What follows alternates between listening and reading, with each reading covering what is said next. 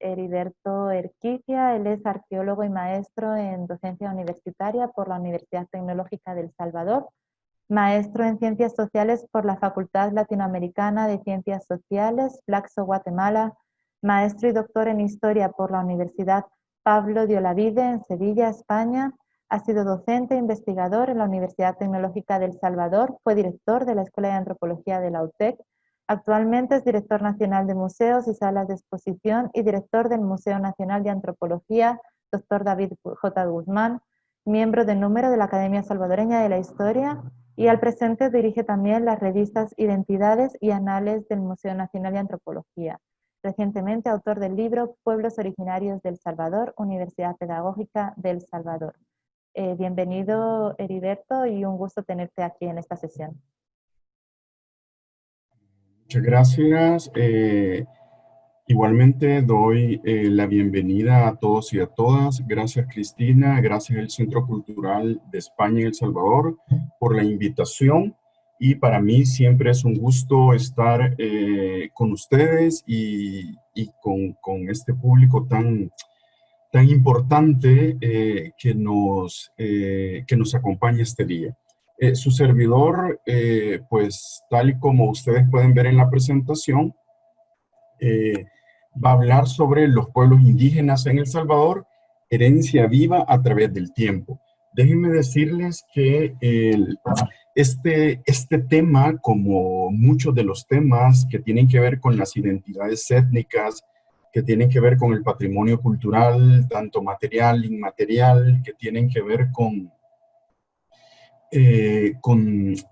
esta historia, ¿verdad? Y en el caso de los pueblos indígenas, son temas sumamente complejos, ¿verdad? Lo que tratamos de hacer en este caso es ver el tema desde diversas aristas, ¿verdad? Desde diversas aristas desde las ciencias sociales. En ese sentido, desde la arista de las fuentes históricas, de las fuentes orales a través de la antropología, de etnografías, y por supuesto también a través de la arqueología en algunos momentos. Al final, como ustedes escucharon, pues también mi primera carrera es de arqueología, entonces por eso no dejaría de mostrar algo que tiene que ver con este génesis de lo que hoy entendemos como pueblos indígenas o pueblos originarios, ¿verdad? Como algunos hacen llamar. Sin embargo, lo que vamos a ver ahora es un recorrido un tanto largo. Tenemos un tiempo estimado para la charla, pero en tiempo histórico vamos a transitar prácticamente desde 1524 hasta el 2020, ¿verdad? Suena enorme y largo, pero vamos a ir viendo algunos puntos de interés, y así es como su servidor ha dirigido pues los contenidos de esta temática. Como le digo, es una temática muy compleja que tiene que ver no solo con la mirada desde los cientistas sociales, desde los académicos, sino que también tiene que ver con la mirada de los actores, de estas personas que tienen agencia, y en este caso desde las entrevistas, desde los grupos focales, desde la etnografía, es que se han hecho en varias de las comunidades indígenas del actual El Salvador, es que también se ha tenido a bien, pues, tener información sobre ello. Justamente este día, antes de iniciar la charla, me enviaba un colega indígena de Izalco, me enviaba unas fotografías prácticamente, digamos, casi en vivo, de lo que estaba sucediendo en Izalco, porque están llevando ahora mismo la Virgen de la Asunción, que celebran allí en Asunción, Izalco. Pero bueno, sin más, iniciamos. Como les digo, tengo una serie de contenidos acá que ustedes pueden observar, y son, bueno, la conquista, la esclavización y las pandemias, que aunque son varios contenidos, obviamente vamos a ir viendo un poco rápido por cuestión del tiempo, pero sí creo que es importante hablar de la conquista, ¿verdad? De la esclavización y de las pandemias. Y justamente ahora mismo que estamos viviendo pues esta pandemia del coronavirus a nivel mundial.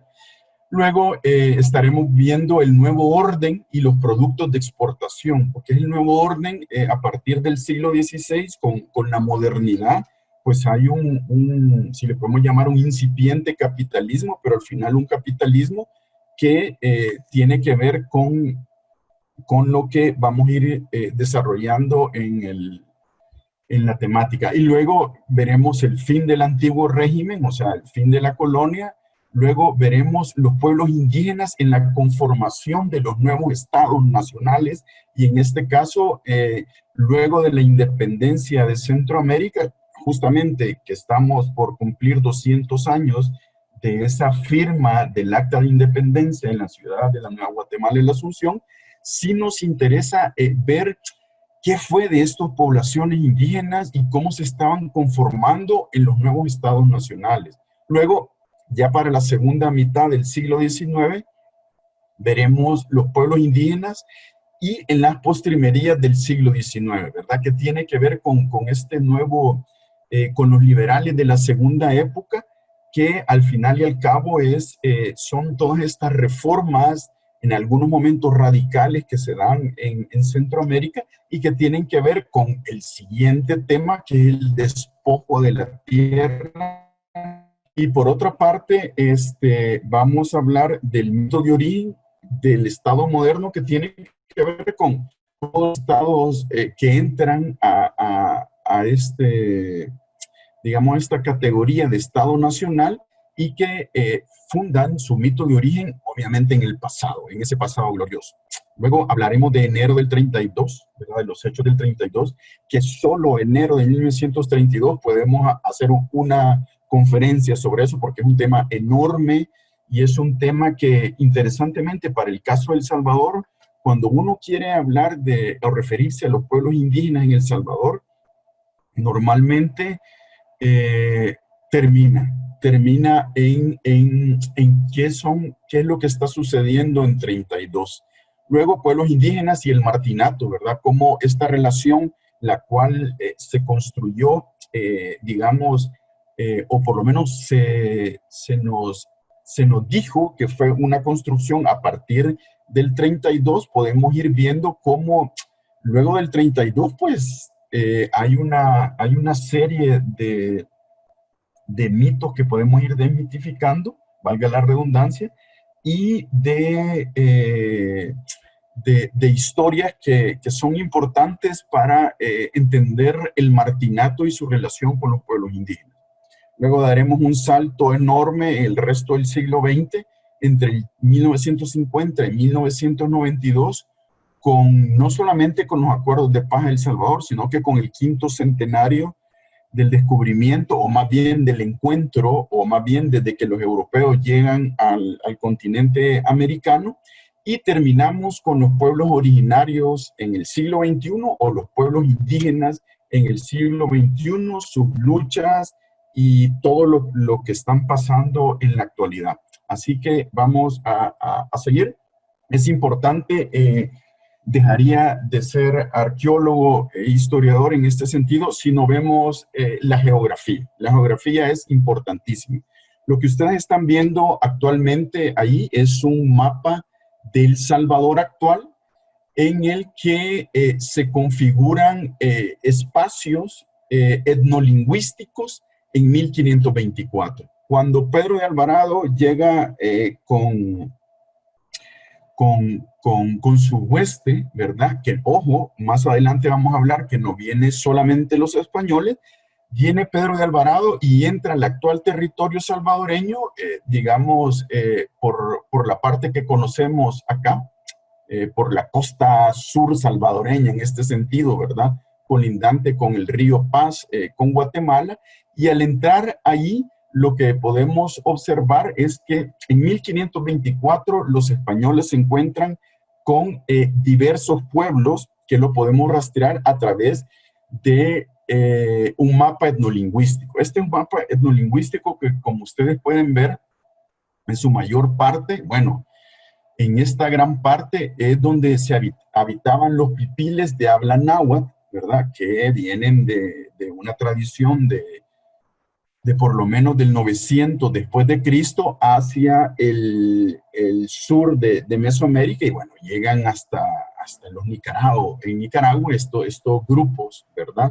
De indígenas de habla náhuatl. Luego tenemos aquí en la parte amarilla, estamos viendo todavía un reducto de grupos xincas, ¿verdad? De habla xinca, grupos xincas, que todavía hoy en Guatemala los hay y en El Salvador en 1524 lo había.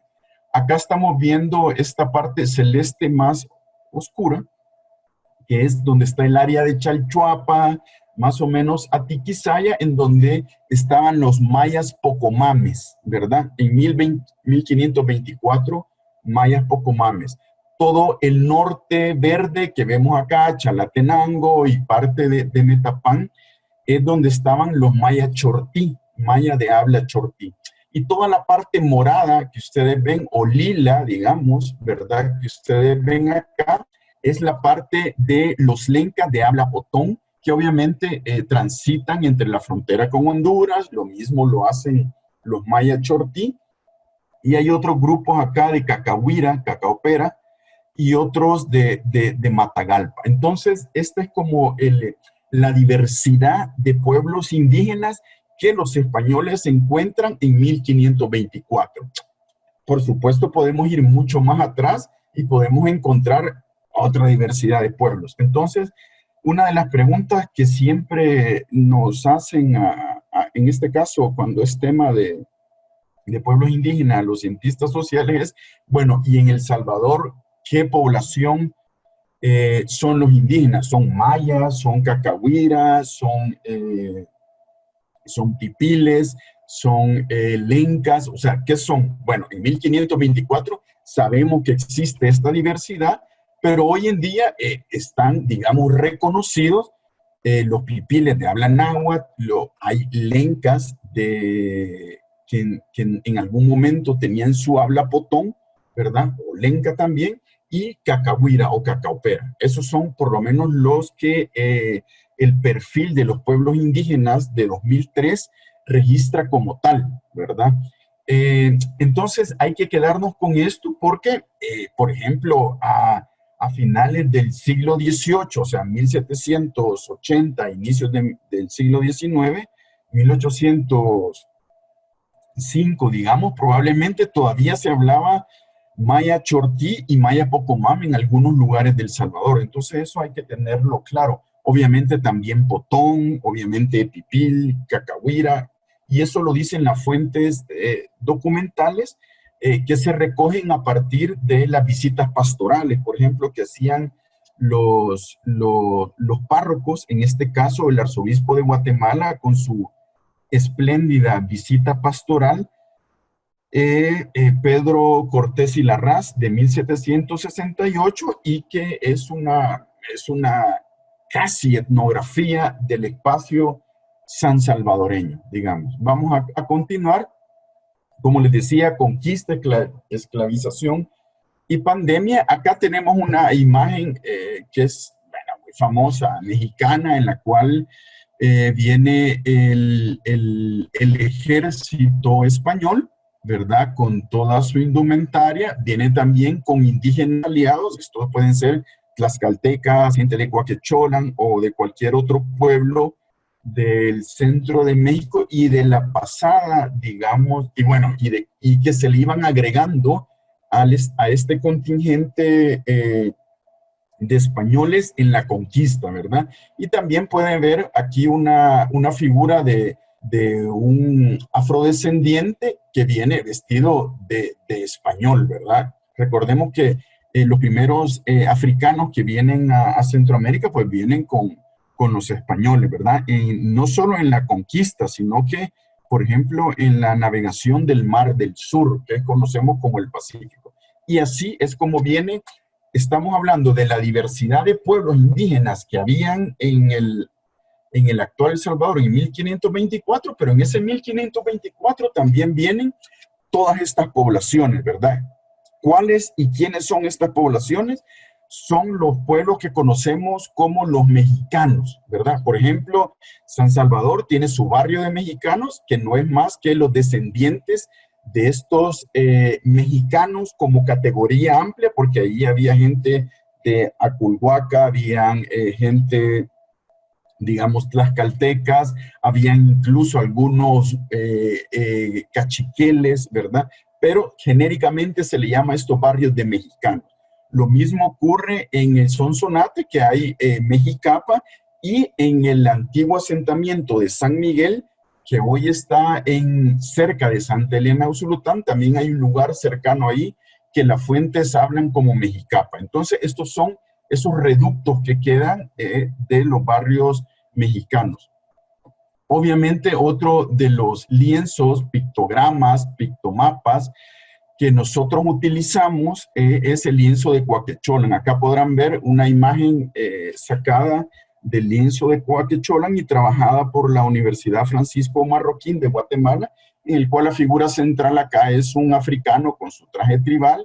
Hay unos tlamemes que van, digamos, en este caso, pues, llevando productos, ¿verdad? También están los españoles y algunos de ellos que van, digamos, en compañía de la conquista, en este caso de Guatemala y Cuscatlán, con los españoles. Luego tenemos una serie aquí ¿cómo se llama?, de figuras que tienen que ver a la izquierda.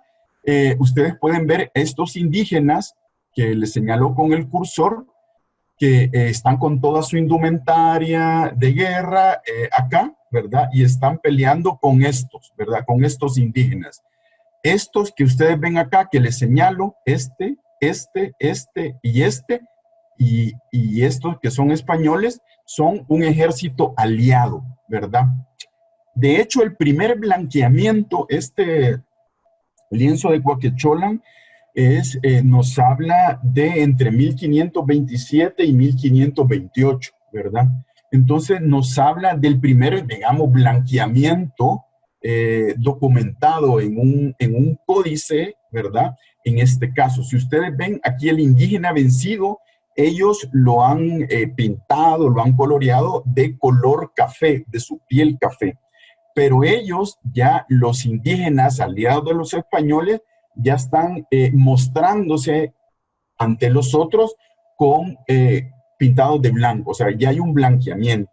Y por otra parte, acá tenemos algo que es muy significativo, que es estas dos águilas que representan la unión de la, bueno, de la casa de los Habsburgo, que es quien dominaba en ese momento, la corona española era de Hamburgo, y por otro lado, este águila que está ahí, ¿qué tiene que ver? Bueno, es el águila de Cuaquecholan, ¿verdad? Cuaquecholan, el lugar del águila, o lugar de las águilas, el lugar del águila.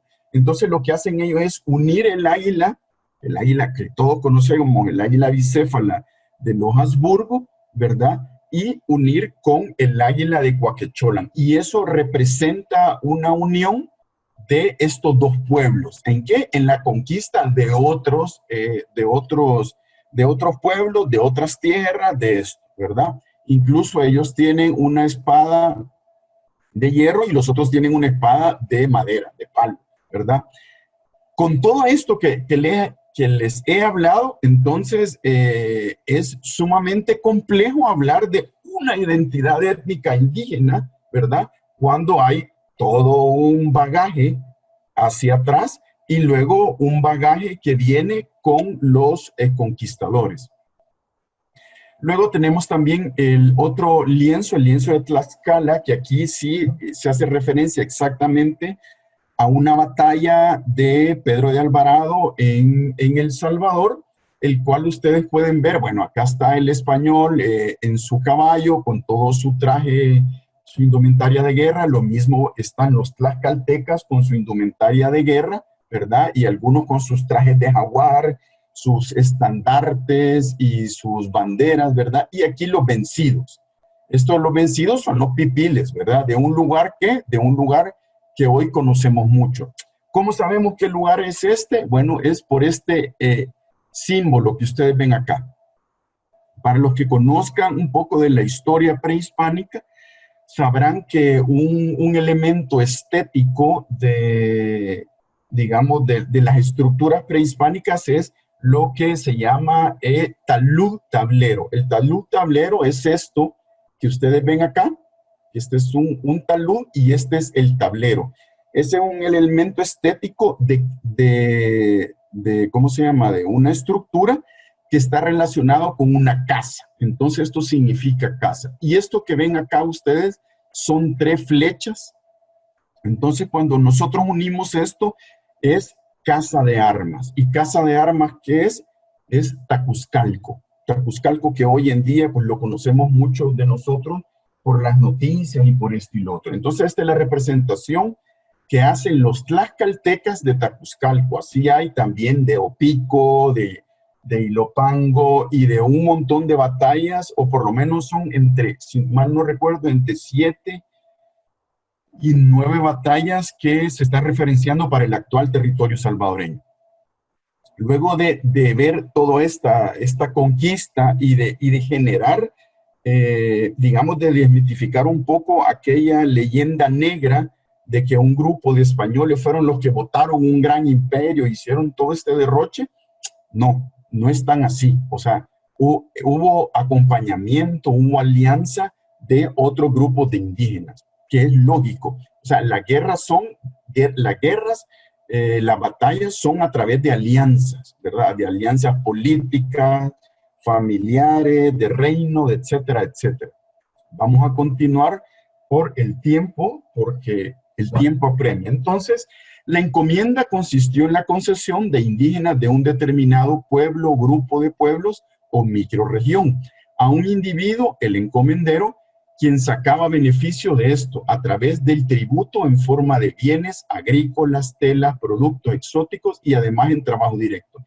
Por ejemplo, si la compañera Cristina era encomendera, porque sí habían encomenderas, les cuento, ¿verdad? Si la colega Cristina era encomendera, pues ella tenía en tributo los bienes de un lugar, por ejemplo, de Cuscatlán. Tenía en tributo los bienes de Cuscatlán y además podía tener el trabajo directo de algunos indígenas que trabajaban ya para ella en la parte doméstica o estilo otro. Más o menos así como para explicar en cuanto a la encomienda.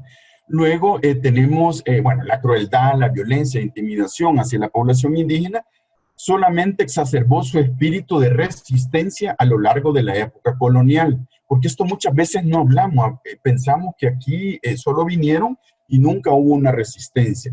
Y es que la esclavización de los indígenas provocó cada vez más reacciones bélicas por parte de la población originaria. El trinomio conquista, encomienda, esclavitud provocó el binomio resistencia-rebelión. Una de las hipótesis propuestas por William Sherman es que a veces los españoles provocaron rebeliones con el fin de justificar la captura de indígenas para luego esclavizarlos, ¿verdad? Esto no nos suena a algo nuevo, ¿verdad? Lo vemos hoy en día en el mundo. Algo importante de eso, una de las rebeliones que mejor ha sido estudiada es la que documenta Barón Castro en su libro sobre la Villa de San Salvador, y que luego empieza a describir tanto William Fowler, Roberto Gallardo y otros colegas arqueólogos como el Peñón de Sinacanta. El Peñón de Sinacanta hoy en día está en Tamanique, en donde se lleva a cabo una guerra de estas de resistencia-rebelión, en la que es completamente interesantísimo ese tema, ¿verdad? Pero no es el que nos trae a hoy en día. Pero si para la gente interesada, le digo, ahí hay varios artículos sobre esa resistencia de Sinacanta. Luego tenemos un mapa elaborado a partir de la visita pastoral del primer obispo de Guatemala, Francisco Marroquín. Entonces, a partir de esa visita pastoral es que se elabora estos asentamientos pipiles en la época de la conquista, ¿verdad? Y aquí está un mapa de, de El Salvador. Obviamente todavía no aparece en este mapa Oriente, ¿verdad? Este mapa, déjenme decirle, que es de 1532 y San Miguel pues se conquista luego, o sea, hay una incursión luego, pero lo primero que se tiene, como cuando la gente va a un lugar y es su primer día de trabajo, dice, bueno, yo quiero saber con qué cuento, ¿verdad? ¿Qué es lo que tengo y qué es lo que no tengo? Entonces, lo mismo, en 1532, Francisco Marroquín manda a... Les comentaba sobre los asentamientos pipiles en la época de la conquista, que fueron más bien hecho a solicitud de Francisco Marroquín, obispo de Guatemala, y en donde podemos observar una gran cantidad de lugares que hoy en día conocemos, y estos lugares que eran los que producían por ejemplo, lo importante de esto era saber qué es lo que estaban produciendo estos lugares, cuánta gente tenían, cuál era la variedad de productos que se estaban teniendo allí. Y otra de las cosas importantes era, bueno, manejar el territorio, ¿verdad? No ven el oriente salvadoreño porque para ese momento, 1532, pues todavía no se estaba, digamos, completamente, se había llegado acá a San Miguel. Vamos a pasar a la siguiente, por favor.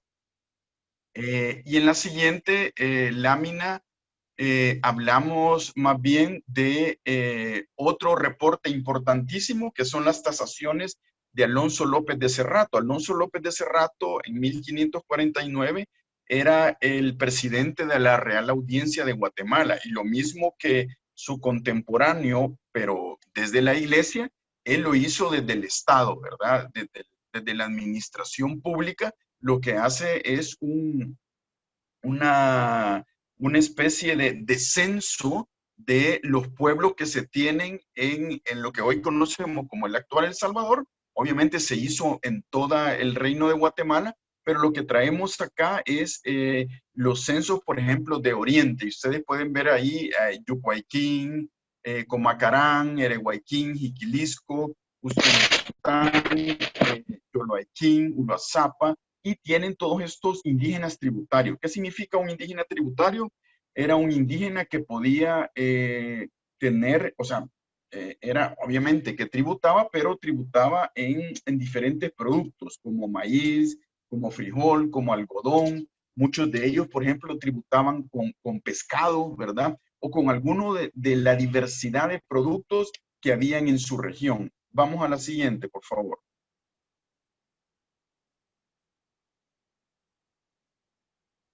Gracias. La siguiente lámina. Gracias. Bueno, ahí estamos viendo la lámina que tiene que ver con las pandemias, ¿verdad?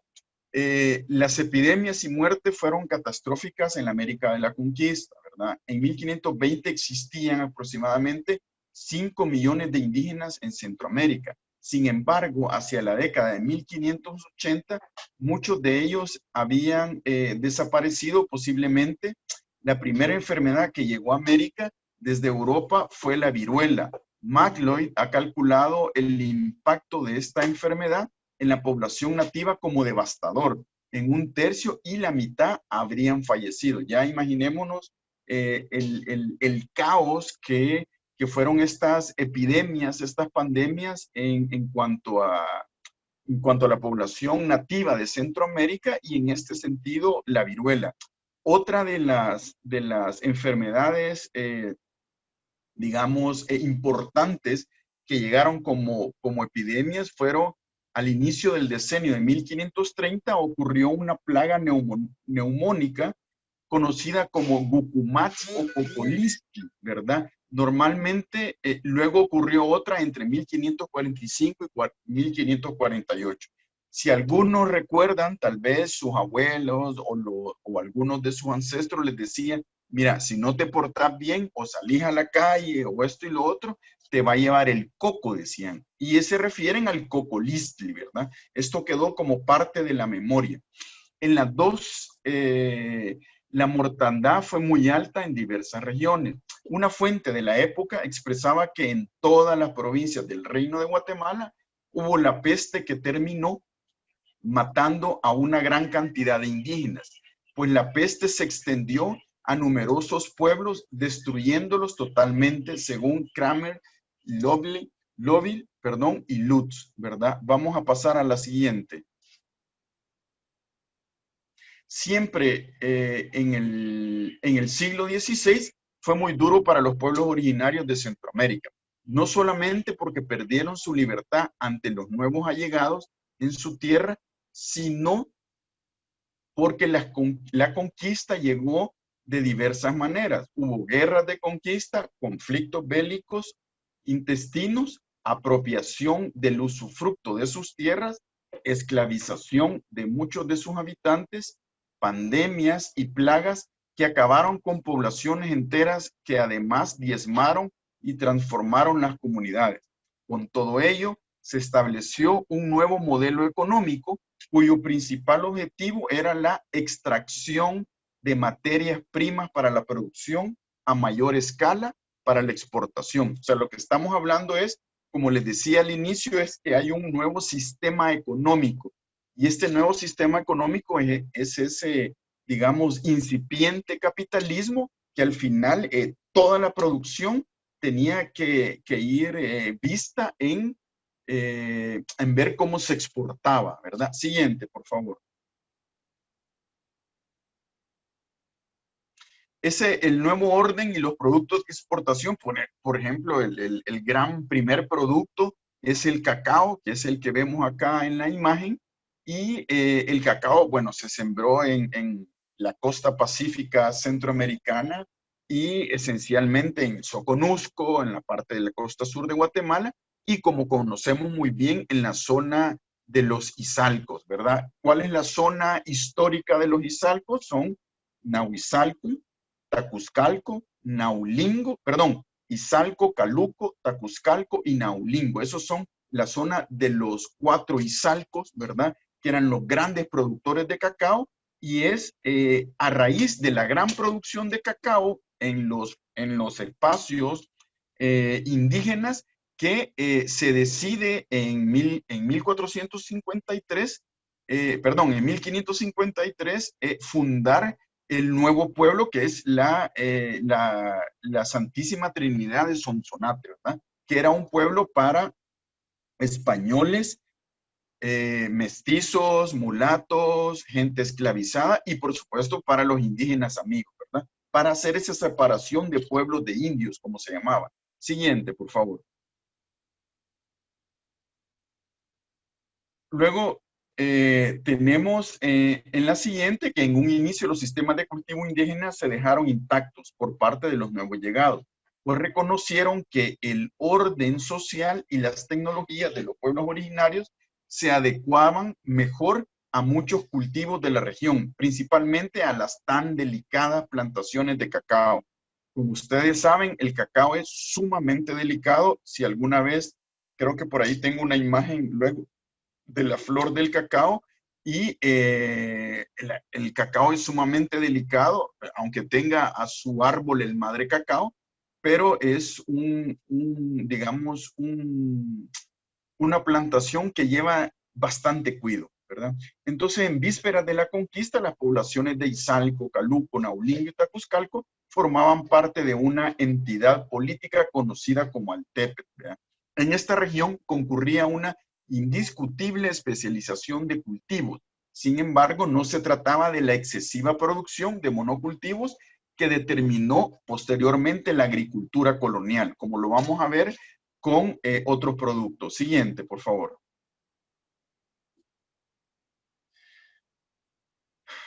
Acá vemos, bueno, en la imagen, la flor del cacao, ¿verdad? O sea, parece algo que cualquier viento lo puede botar y por eso es sumamente delicado. Hacia la segunda mitad del siglo XVI, en la jurisdicción de San Miguel, las referencias describen que la mayor parte de los pueblos de indios poseían plantaciones de cacao. Por ejemplo, en el lugar conocido como el Llano del Cacao y otro pueblo denominado Huerta o Muralla de Cacao, lo que hoy conocemos como Cacaopera, ¿verdad? El mismo lugar hoy conocido como como Ciudad Barrios, donde nació Monseñor Romero, por ejemplo, es Cacahuatique, ¿verdad? O sea que el cacao no solo estaba adscrito, como siempre lo hemos pensado, a la región del occidente salvadoreño, sino que también estaba adscrito a muchas de la región del oriente salvadoreño. Asimismo, al oeste de San Miguel, en las riberas del río Lempa, había abundantes cacautales. Lo mismo ocurría pasando el río Lempa en el poblado de Tecoluca, hoy en San Vicente, que fue descrito como una importante localidad para el cacao. Vamos a la siguiente, por favor. Justamente otro de los grandes productos que tiene que ver con la extracción en la época colonial y que quien lo trabajaban eran los grupos indígenas, es el bálsamo, ¿verdad? Ahí donde están las balsameras. ¿Y cómo se llama a la palazón de los bálsamos? El Balsamar, ¿verdad? Un lugar conocido casi por todo, ¿verdad? Que está en la parte sur de El Salvador. Entre 1560 y 1600 se formó el primer ciclo económico del bálsamo, ¿verdad? Sustancia resinosa aromática de uso medical. En la zona de Guaymoco, que hoy es Armenia, en Sonsonate existía un área importante de bosque plantado de bálsamo, cuyo producto era cosechado y extraído por la población indígena para la comercialización a nivel local. Sin embargo, el estímulo que se estableció a la recolección de bálsamo proporcionaba un ejemplo más de cómo los españoles en un inicio buscaron organizar, expandir la producción indígena con fines netamente comerciales. La costa del bálsamo, o lo que hoy en día llamamos la cordillera del bálsamo, va desde Santa Isabel y Chihuatán en Sonsonate hasta prácticamente ya lo último de la cordillera entre Panchimalco y Rosario de Mora. Todo eso eran plantaciones importantes de bálsamo. Siguiente, por favor.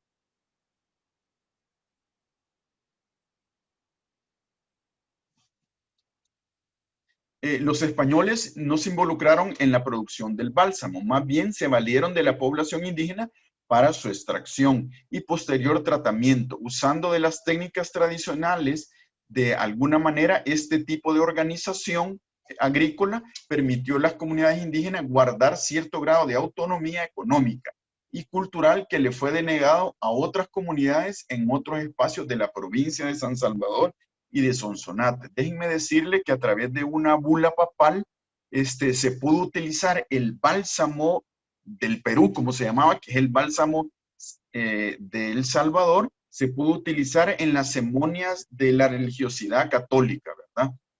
Siguiente, por favor.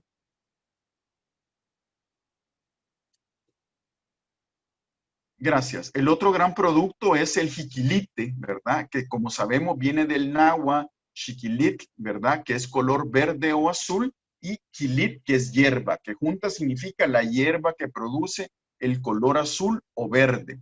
Hay hierba en las tierras calientes que se llaman jiquilite.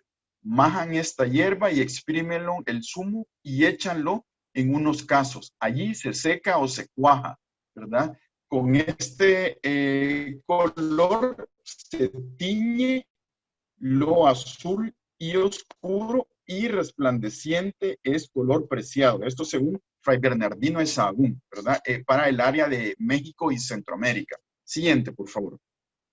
En un inicio es importante saber que los que producían el añil, el jiquilite, bueno, la tinta de añil extraída del jiquilite era la población indígena, ¿verdad? Pero luego, gracias a la protección de los indígenas por parte del rey de España, en la cual no podían trabajar en este tipo de extracción que era muy peligrosa para la salud, pues se trajo un nuevo componente humano, ¿verdad? Esclavizado, que son los africanos. ¿Y qué es lo que se va a hablar, entiendo yo, el siguiente martes? La principal característica del cultivo del añil era que tenía que ser extensivo y de temporada. Esto significaba que se necesitaba una creciente y sostenida obtención de tierras y, por supuesto, contar con una mano de obra que cada vez figuraba ser mayor. Con ello, al poseer más tierras cultivadas de añil, mayores eran los beneficios económicos. Pero esto a su vez trajo consigo otras circunstancias. La zona geográfica del Reino de Guatemala en la que se desarrolló con gran notoriedad el cultivo de añil fue la zona san salvadoreña, como conocemos, ¿verdad? Siguiente, por favor.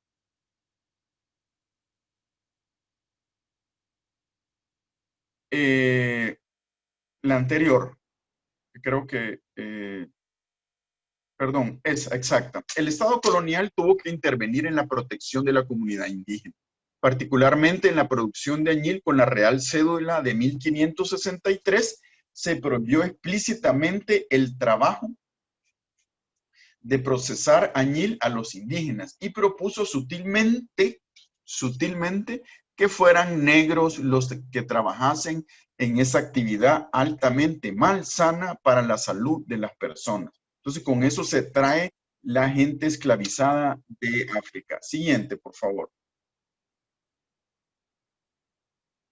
Disculpe que vayamos corriendo, pero por cuestión del tiempo y por el imprevisto, por el imprevisto que tuvimos, ¿verdad? Del señor Murphy, o sea, de la ley de Murphy que pasa. Bueno, el final del antiguo régimen. Hacia la segunda mitad del siglo XVIII, en San Salvador, Guatemala y Chiapas, se concentraba la mayor cantidad de población indígena. En 1770, el 86% de esta población era tributaria y se agrupaba en dichas regiones administrativas, entiéndase Chiapas, Guatemala y San Salvador. Tributos y repartos mercantiles formaban el yugo mayor de la explotación que enfrentaban las comunidades de los pueblos originarios. Adicionalmente, había otras cargas como la contribución de cofradías, por medio de los cuales los religiosos, a convenio de los curatos indígenas, obligaban a estos a otorgar productos, dinero o mano de obra para sus haciendas. O sea que la extracción de todos estos productos y de mano de obra no solamente era por parte de la administración colonial, sino que también era parte de las contribuciones de cofradías hacia la iglesia. O sea, había un tributo, había un diezmo como tal. Siguiente, por favor. La cofradía es una institución originaria de Europa. Esta se distingue por su carácter corporativo, colectivo o gremial, en donde se solapan estrechamente dos aspectos fundamentales. Uno, el religioso, y el otro, el económico, justamente hasta hoy en día. El espacio religioso admitió el vínculo de la religiosidad popular con elementos de la religión oficial. Así, los indígenas, en especial, supieron juntar a ella muchos de los elementos de su cosmovisión, por lo cual el sincretismo que se tenía en la cofradía fue una de sus mejores manifestaciones, ¿verdad? Solamente a fines del siglo XVIII, en la diócesis de Guatemala, se calculaba que había unas 1,703 cofradías, cuyos bienes ascendían a una suma de 581,833 pesos. La siguiente, por favor.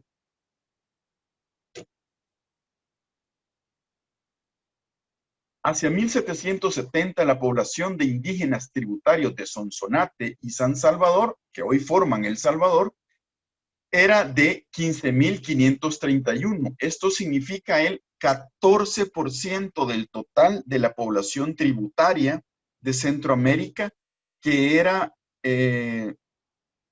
para ese momento incluía a Chiapas y Soconusco, Guatemala, Honduras, Nicaragua y Costa Rica, y Nicoya, según Solórzano Fonseca.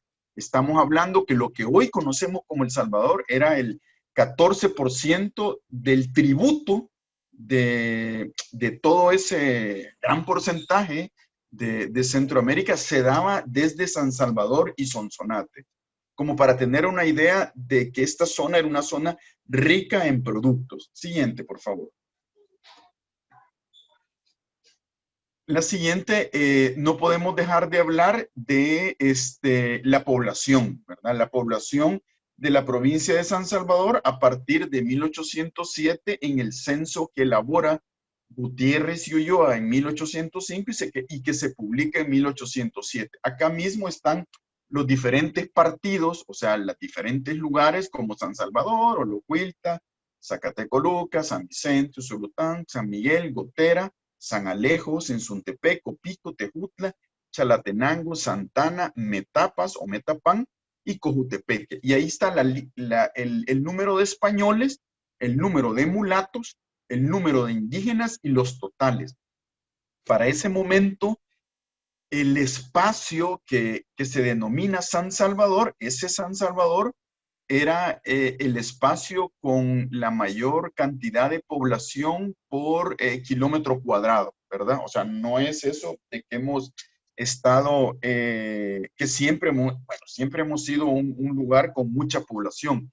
¿Por qué no aparece algunos departamentos que hoy conocemos o ciudades que están en los departamentos de Ahuachapán y Sonsonate?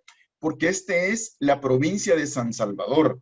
La alcaldía mayor de Sonsonate se une solamente hasta 1824 con San Salvador para conformar lo que hoy en día conocemos como el actual El Salvador. Siguiente, por favor.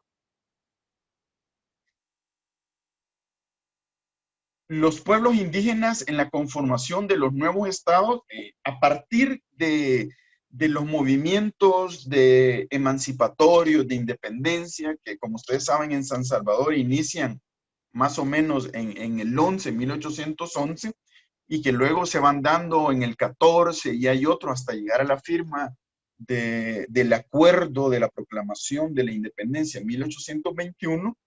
Los pueblos indígenas, en primer lugar, sí tienen agencia como comunidades que están velando por sus intereses ante los otros. ¿Quiénes son los otros? Ante los, ¿cómo se llama? Ante los gobernantes, ante los mestizos, ante los mulatos, ante los mismos españoles. Y eso es como lo dicen las fuentes. Ahí está la tesis doctoral de la colega María Eugenia López Velázquez, en la cual pues habla mucho del papel de la población indígena en estos momentos de pre y post independencia, ¿verdad? Así que son sumamente importantes. Muchas veces pensamos que las poblaciones indígenas, cuando pasan del antiguo régimen colonial al nuevo régimen de estados, de repúblicas, de estados liberales, pensamos que pasan a un mejor estatus. Pero cuando estudiamos la historia parece que podrían haber estado mejor, digamos, algunas comunidades en el antiguo régimen que lo que viene después de la independencia. Siguiente, por favor.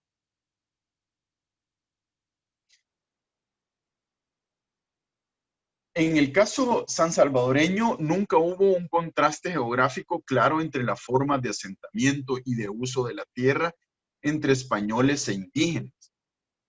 Algunas comunidades indígenas aisladas subsistieron conservando su propia forma de gobierno local, organizacional, social y actividad económica, la cual tenía como base el cultivo de la tierra que poseían en la comunidad. La autonomía variaba de población en población. En algunos casos, las tierras comunes permanecieron bajo el control de un grupo de indígenas. En otros casos, los ladinos pudieron ejercer su autoridad. Cabe señalar que en otros casos los poblados desarrollaron paralelamente formas diversas de uso de la tierra, indígenas y ladinos en la misma tierra común.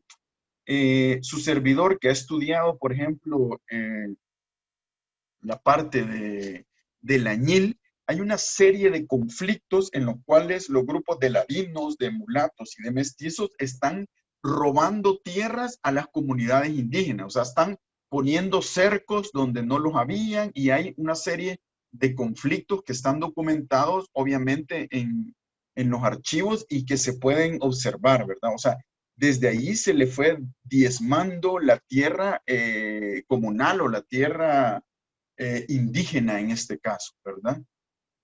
Vamos a pasar a la siguiente,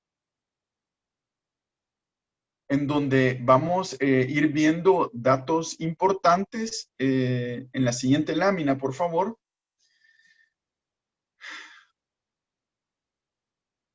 Gracias. En la siguiente lámina estamos hablando de la abolición. Perdón, no. La siguiente. La anterior, perdón. La anterior nos habla de la abolición de la esclavitud. Cuando nosotros nos enseñaron durante todo el siglo XX y parte del XXI, y estudiamos los estudios sociales, valga la redundancia, nos enseñaron que la esclavitud, que la abolición de la esclavitud de 1824, llevada a cabo por parte de José Simeón Cañas y Villacorta y todo esto, nos enseñaron que era esclavitud indígena. Ya vimos que en 1563 hubo un edicto en el cual el rey, ¿verdad? Una cédula real, el cual dijo, aquí en América no va a haber esclavitud indígena. Pudo haber otra forma de coacción, las que ustedes quieran, pero esclavitud como tal, digamos, desde el punto de vista como una institución, no la hubo solo para el grupo, en este caso, africano o afrodescendiente. Entonces, la abolición de la esclavitud es una serie tiene que ver con una serie de hechos que van pasando, por lo menos desde las Cortes de Cádiz en 1812, ponen punto final a los esclavos de la Real Hacienda, los esclavos de la Real Hacienda. Y en diciembre de 1823, José Simeón Cañas y Villacorta instó a la inmediata liberación de los esclavos de la América Central, donde promulgó aquel discurso, ¿verdad?, que muchos de nosotros nos enseñaron en la escuela como parte del fervor cívico, ¿verdad?, que decía algo así como vengo arrastrándome y esto y lo otro, ¿verdad? Pero así promulgan la ley definitiva el 17 de abril de 1824. Con eso se cierra digamos, la parte de la esclavitud legal, pero vienen otro tipo de cosas que también son sumamente conflictivas y que me imagino que lo hablará la colega Herrera el próximo martes. Siguiente, por favor. Lo que tenemos en la siguiente lámina es algo importantísimo. Nosotros vemos el mapa de El Salvador, pero en ese mapa de El Salvador vemos en la parte más clara, vemos a San Salvador, San Vicente, San Miguel y Santa Ana. Déjenme decirle que todo lo claro que ustedes ven es lo que se conoce como la Intendencia de San Salvador y anteriormente como la provincia de San Salvador. Lo que ustedes ven que dice Sonsonate, que son los actuales departamentos de Sonsonate y Aguachapán, era la alcaldía mayor de Sonsonate. ¿Qué sucede? En 1824, cuando se hace la constitución digamos, del Estado de El Salvador, lo que hacen es los de Sonsonate y los sansalvadoreños, que es todo lo que ustedes ven ahí, deciden que se van a unir y a crear un estado que llevará por nombre Salvador y no San Salvador, para diferenciarlo del otro. Y así es como nace el estado simple y llano del Salvador, ¿verdad? Lo de El Salvador vendría a ser oficial solo hasta 1915, ¿verdad? Siguiente, por favor. Vamos un poco rápido porque sí, todavía nos hace falta parte de la presentación y ahorita estamos en esta parte. Hay una cosa importantísima aquí, es cuando los pueblos indígenas en las postrimerías o ya a los finales del siglo XIX. ¿Qué sucede? Bueno, que viene en 1871, en la segunda época liberal de Centroamérica, vienen gobiernos liberales en la mayoría de Centroamérica, por lo menos desde los años 70, 1870, en Guatemala, en Costa Rica y en El Salvador. En Honduras y en Nicaragua llegarán más tarde, ¿verdad? Ya casi a finales del 19 y algunos casi a inicios del 20. Pero, ¿qué es lo que sucede? La población indígena en las postrimerías del siglo XIX tiene que ver con este nuevo pensamiento decimonónico, liberal, que tiene que ver con estos preceptos de liberalismo, digamos, clásico que se utilizaba en este momento, y uno es para llegar a ser un Estado nacional moderno, progresista, o más que progresista, perdón, de progreso, hacia el progreso, había que dejar de ser indígena. Eso significa dejar de vestir como tal, dejar de hablar como tal, dejar de pensar como tal y dejar de parecer indígena. Entonces hay un refuerzo desde el Estado salvadoreño, ojo, también desde los estados en la mayoría de Latinoamérica, de dejar de ser indígena para poder ser un ciudadano mestizo, un ciudadano que represente digamos, el ideal del ciudadano de una nación moderna. Entonces, en ese sentido es donde empiezan desde el Estado a quitarse, a poner todas esas barreras en cuanto al lenguaje, en cuanto a la vestimenta, en cuanto a toda su cosmovisión, en cuanto a su manera de ser. O sea, ¿para qué vas a aprender, vas a enseñarle a tus hijos a hablar en náhuatl, por ejemplo, ¿verdad? Si lo que tienen que hablar es español y luego si vas a aprender una lengua, en el siglo XIX tenés que hablar francés, ¿verdad? ¿Para qué vas a estar hablando una lengua que ya va a ir en desuso?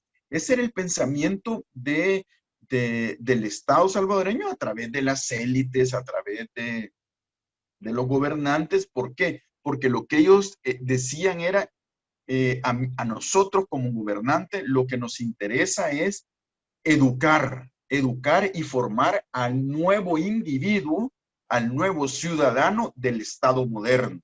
Y para ser ciudadano del Estado moderno hay que dejar de ser eso, ¿verdad? De eso y de otras cosas también. O sea, el pensamiento mágico hay que echarlo por la borda, ¿verdad? Porque aquí lo que va a valer es el hombre, y digo hombre, podría decir mujer, pero en ese momento era el hombre moderno, ¿verdad? Basado en el positivismo y basado en todo lo que ustedes conocen de la parte de lo evolucionismo de Darwin y toda esta serie de cosas que tenían que ver en la segunda mitad del siglo XIX y que los grandes intelectuales centroamericanos, y que en su mayoría eran naturistas, por ejemplo, venían desde las ciencias naturales, tienen que ver con esto. La siguiente, por favor. Yo creo que eso es claro, es importante explicarlo porque es lo que vamos a ver después. Miren, el gran tiro de gracia para las comunidades indígenas del Salvador se dio entre 1881 y 1882 y, por supuesto, los años siguientes, ¿verdad? ¿Con qué? Con la expropiación de tierras, ¿verdad? Con el despojo de la tierra. En 1881 y 82 hay leyes, reformas radicales desde los gobernantes salvadoreños, y hay que decirlo, desde la administración Saldívar, ¿verdad? Por un momento, la administración Saldívar en el 1881-82, a través de la Asamblea Legislativa, también de este poder de la Asamblea Legislativa, estaban dando el visto bueno para el despojo de las tierras comunales, ejidales, digamos, tierras baldías, una gran cantidad de tierras que para ellos estaban en desuso. Y entonces, para ser un Estado moderno, había que quitar todas esas tierras que ellos las veían en desuso y poder cultivar aquel grano, ¿verdad? Que luego conocemos como el café, ¿verdad? Ya desde antes se venía cultivando, pero ya entre el 81 y el 82 del siglo XIX, lo que sucede es que se da como ley, ¿verdad? Y por otra parte veíamos un Estado moderno que pensaba en el futuro y en 1882 justamente estaba inaugurando el ferrocarril que iba de Sonsonate a Acajutla, ¿verdad? O sea, estaban entrando de veras en la modernidad en la modernidad que ellos estaban pensando. Y obviamente en este sentido había que tener una población homogénea. ¿Qué significaba eso? Que todos íbamos a ser iguales, probablemente ante la ley, eso vino después, pero todos íbamos a ser iguales en ese sentido. No se iba a aceptar la diversidad étnica ni lo demás que hoy en día en el siglo XXI conocemos. Siguiente, por favor.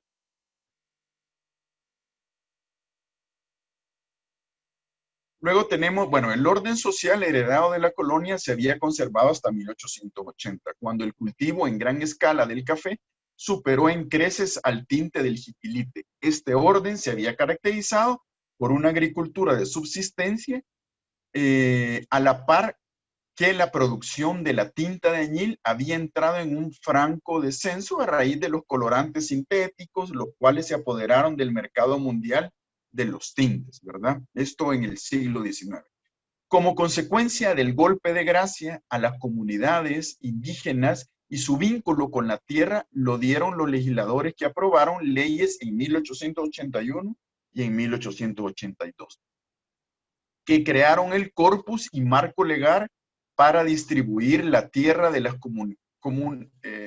comunales y los ejidos entre usuarios y compradores, y con ello convertirlas en propiedades privadas individuales. Esto sí sucedió en Centroamérica, ¿verdad? Es una especie de reforma agraria, digamos, ¿verdad? Reforma de la tierra que se llevó a cabo en Guatemala, en El Salvador y en Costa Rica. A diferencia de lo que sucede en Guatemala y El Salvador, en Costa Rica sí hubo esta reforma, pero no fue tan radical, ¿verdad? Radical en el sentido de que si ustedes tenían todo el dinero del mundo para comprar la mitad de El Salvador, lo podían hacer, ¿verdad? En Costa Rica no. En Costa Rica lo que sucedió fue que había límites. Había un límite y iba a decir, miren, usted solo va a llegar a esta tierra y a poder comprar esta tierra. Entonces lo que hizo con eso es crear una clase media, digamos, que podía cultivar un campesinado, que podía adquirir esa tierra. No, sin embargo, en el caso de Guatemala y El Salvador, que si tenías, digamos, el dinero para comprar estos grandes latifundios, lo podías hacer. Siguiente, por favor. Hay cosas importantes en esta construcción del Estado Nacional, en esta construcción de la identidad nacional salvadoreña. Como les decía al inicio, hay un hito importante que es la creación del mito de origen del Estado moderno. Y entonces, el mito de origen del Estado moderno fue Atlacat, ¿verdad? La invención del personaje Pipil, que peleó contra Pedro de Alvarado y sus huestes, tanto de españoles, de indígenas y de otros afrodescendientes que venían con él. Este mito de origen nace en el siglo XIX, pero solamente sí se instituye fuertemente a partir de la década del 20 del siglo XX, cuando llegan al colmo de querer cambiar el nombre de El Salvador a Cuscatlán y el nombre de San Salvador a Atlacat, por ejemplo. Digo colmo en el sentido de cómo puede llegar, digamos, estas propuestas, ¿verdad? Cualquiera diría, bueno, quizás mejor nos deberíamos de llamar Cuscatlán y Atlacat, pero sí, pero Cuscatlán no es todo El Salvador, ¿verdad? El oriente del Salvador es otra cultura, entonces estaríamos siendo tan parecido que como los que quisieron homogenizar todo en el siglo XIX y XX. En el caso de Atlacat hay muchísimas cosas interesantes. Yo sé que ya lo vieron con los colegas historiadores del arte, pero una de las cosas importantes que a mí me parece es que Atlacat o la escultura de Atlacat se solicita al escultor para que pueda ser exhibida en la en la exposición Iberoamericana de Sevilla de 1829. Y allí es el primer lugar donde se expone. Luego, casi que no hayan que hacer con la escultura y bueno, en algún momento la traen a El Salvador y se pone donde hoy en día es el conocido reloj de flores y hoy está, entiendo, en la colonia Atlacat, ¿verdad? En los multifamiliares. Bueno, vamos a continuar con la siguiente lámina. La siguiente lámina tiene que ver con los hechos del 32, ¿verdad? Lo que vemos ahí es la erupción del volcán de Izalco. Lo mismo pasó, ¿verdad? Pero una irrupción, una especie de insurrección, ¿verdad? Campesino, indígena o indígena campesino, que tiene que ver con estos hechos, ¿verdad? Con los hechos del 32. ¿Qué lleva al 32 para ¿cuáles son, digamos, las grandes causales del 32? No lo vamos a hablar acá porque eso sería solo para una charla, pero digamos que las grandes causales son, bueno, una, la expropiación de tierras entre 1881 y 82, ¿verdad? Luego, a partir de ello es, digamos, la invisibilización del indígena como tal, el cual se tiene que reducir, al no tener tierra, se tiene que reducir a ser un simple, y digo, un simple asalariado en la finca de café, ¿verdad? O en otro entorno que tenga que ver con cosecha, ¿verdad? Y luego, para no hacerlo grande estas causales, viene el crack de Wall Street, que es la caída de la bolsa de Nueva York en Wall Street, en 1929 que los precios del café caen y por ende es prácticamente un látigo esa caída y viene ¿cómo se llama? A generar un gran conflicto en la finca cafetalera, en los campesinos, porque de repente de ganar una cantidad X de jornal, ¿verdad? Están ganando una cantidad mínima de jornal. Entre esas, muchas cosas como lo que ustedes conocen, por ejemplo, de que te pagaban, por ejemplo, con las fichas de finca que solo podían comprar ahí, en una cuestión como bien endógena, y hay un montón de causas. Y bueno, en 1931, que Hernández Martínez da el golpe de Estado a quien era su presidente, porque él era el vicepresidente, y luego viene en enero, se rompe, ¿verdad?, la olla y suceden los hechos de 1932. Los hechos de 1932, como le digo, podemos hablar un montón sobre ello,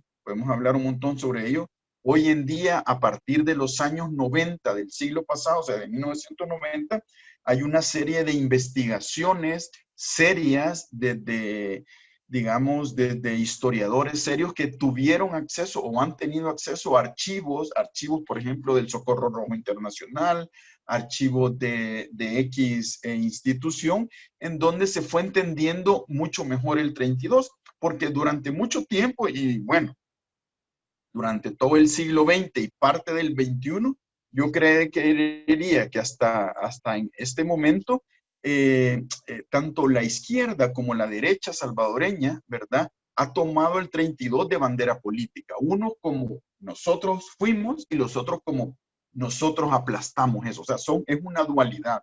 Y al final, estos dos discursos tanto de la derecha como de la izquierda, al final a quien se han pasado llevando es a la comunidad indígena, que es la que tiene que contarnos y tiene que decir desde ellos qué es lo que pasó, qué es lo que vivieron y esto y lo otro. Por eso le digo, el 32 es sumamente complejo, también hay grandes debates sobre la cantidad de muertos, ¿verdad? Porque hemos escuchado cifras desde 3.000 muertos hasta 80.000 muertos, ¿verdad? En 1932, donde la población, se acababa de hacer el censo de 1930 de la población de El Salvador y en Sonsonate, si hubiera habido la cantidad, por ejemplo, de 80.000 muertos, hubiera quedado despoblado prácticamente todo el departamento de Sonsonate o Huachapán. Entonces hay muchas cosas que hay que tomar con mucho cuidado de 1932. No quiere decir que con eso yo esté negando lo que sucede en el 32, sino que al contrario, o sea, estamos aquí para conocer las diversas aristas, las diversas ventanas, las líneas de investigación que nos lleva 1932. Siguiente, por favor.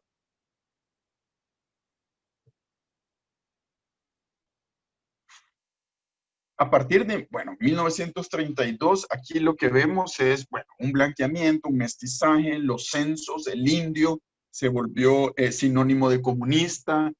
Por otra parte, en el 33, decimos ya aquí ya no hay negros, hay un creciente racismo, o sea, el que hablaba náhuatl era mal visto, no solamente desde acá, sino que desde antes, ¿verdad?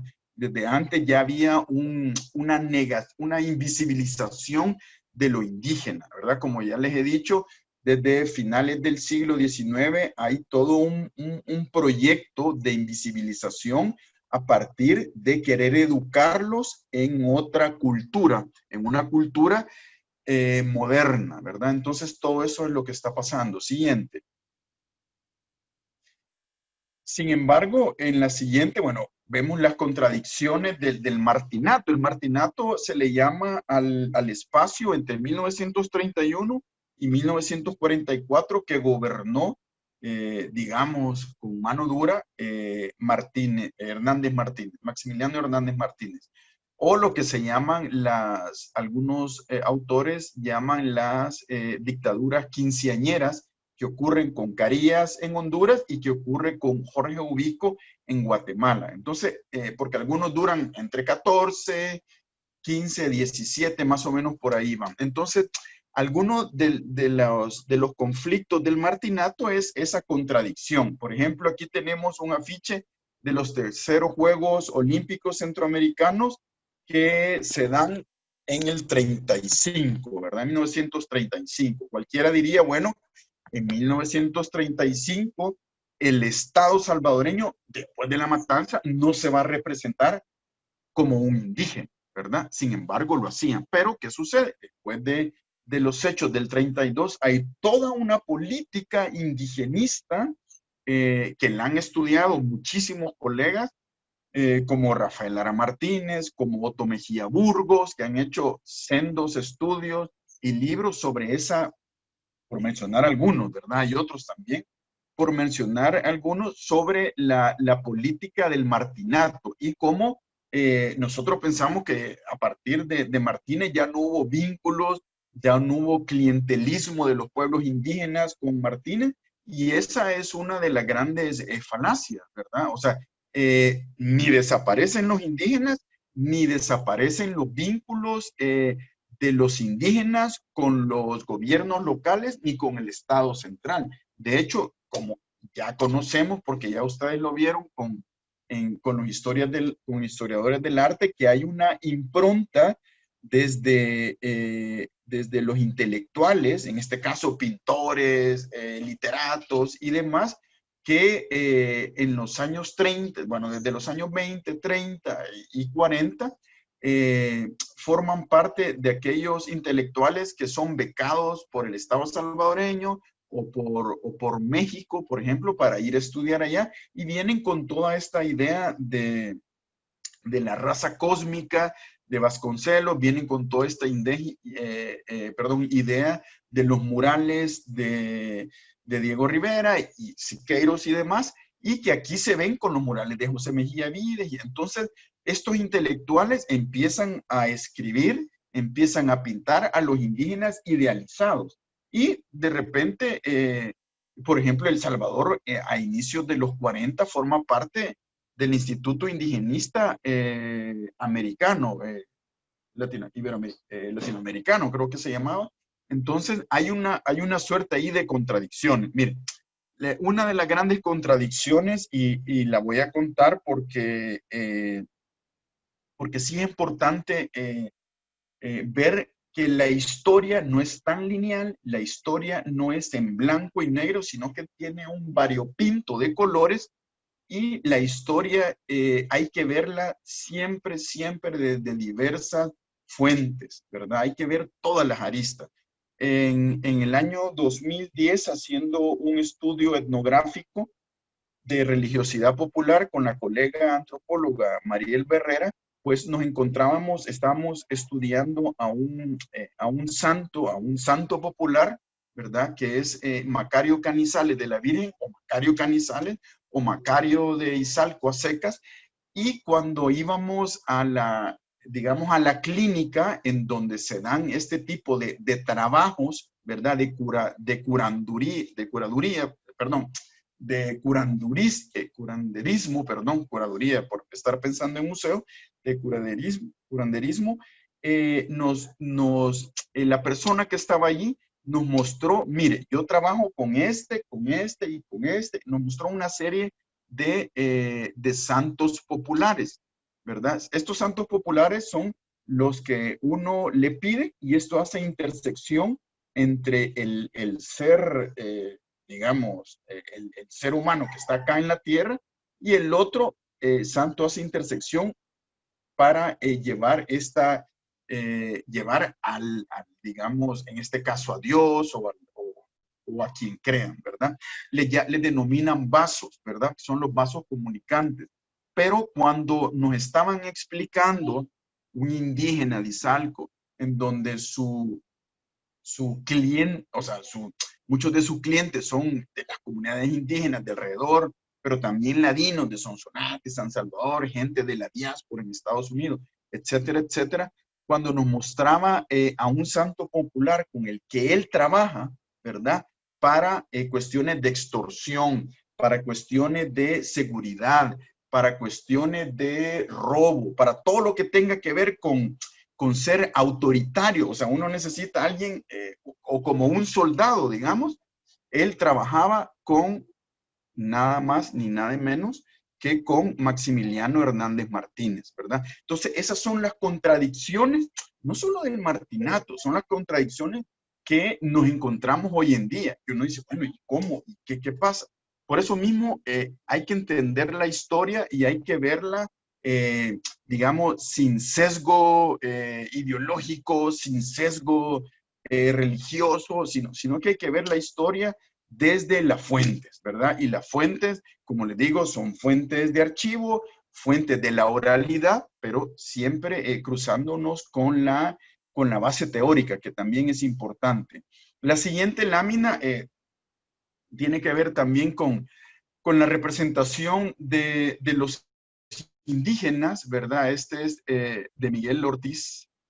No alcanzo, de Miguel Ortiz. Vía Corta es una, bueno, a mí la puse porque es una de las imágenes que a mí más me gusta, es de 1925, pero tiene que ver también aquí yo no veo tan idealizado el indígena, sino que más bien él está viendo una representación de un caserío donde los indígenas están trabajando su loza, su cerámica, y es tan interesante que esta misma imagen todavía la puedo ver yo en El Salvador actual, ¿verdad? Entonces hay cosas que no han cambiado en el sentido de la cultura, de la herencia, de eso y lo otro. Siguiente, por favor.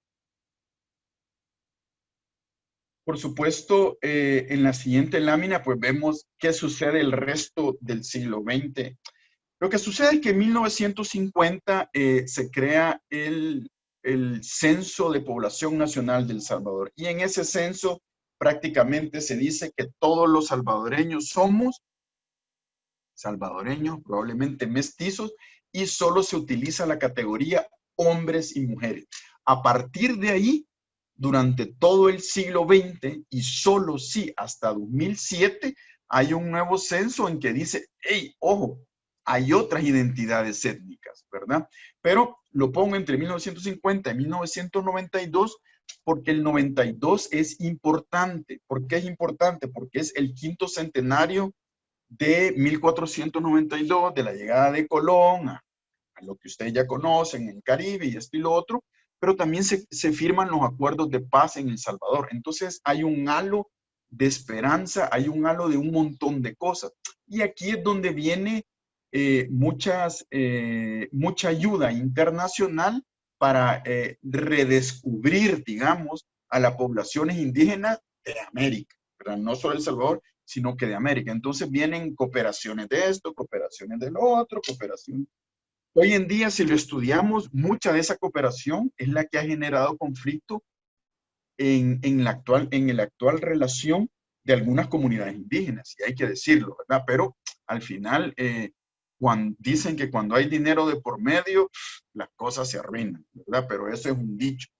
Lo importante entre 1950 y 1992 es que también ocurren varios hechos con los indígenas. Hay una especie de motín que estamos trabajando también con la colega Mariel Berrera en 1953, cuando la gente de Sonsonate se quiere llevar la campana de la iglesia de Asunción Izalco, y por supuesto se arma un revuelo ahí impresionante, un revuelo que dura una semana y que tiene que intervenir la Asamblea Legislativa y el presidente de El Salvador para que no haya una nueva crisis de población indígena, en este caso en Izalco, porque se estaba hablando ya de 15,000 indígenas que estaban preparados para defender lo que es de ellos, ¿verdad? Entonces, eso es uno de los artículos que estamos trabajando con la colega y que esperamos que